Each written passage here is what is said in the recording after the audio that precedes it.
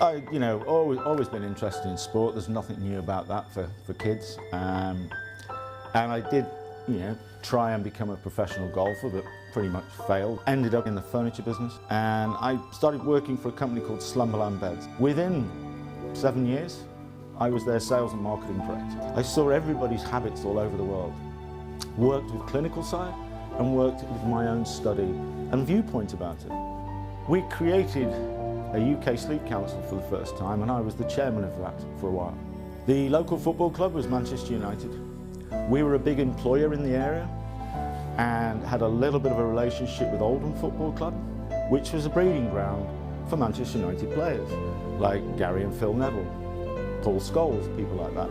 I wrote to Manchester United and I asked then Alex Ferguson, is there anything that a club like Manchester United is about recovery or sleep?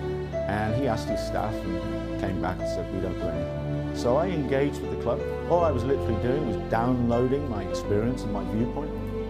It triggered an interest off in the lead physio at the time, Dave Fever, in his head.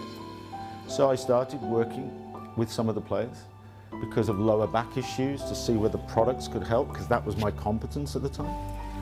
But all the other things I'd learned started to intrigue me. And because I was wandering in and out of the training ground of somebody the media didn't know about, who is that guy? And they would ask the guys on reception, the gate to let you in, who's this guy coming in and out? And they would say, we don't really know much. He's not an agent, he's not a player obviously, but apparently he's teaching, coaching the players how to sleep.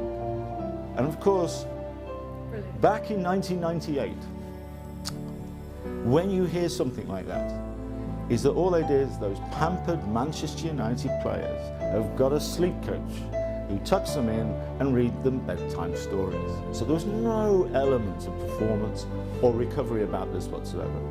It was sort of a little bit silly, but that's how the title came. They created it for me.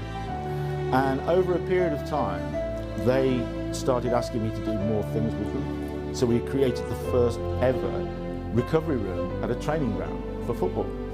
And that was literally clearing some things out one of the offices, putting in some products the players could relax on.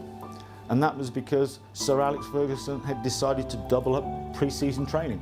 So they had training session in the morning, training session in the afternoon. So in between that, crazy, we got the players to sleep, to take what's classed as a nap.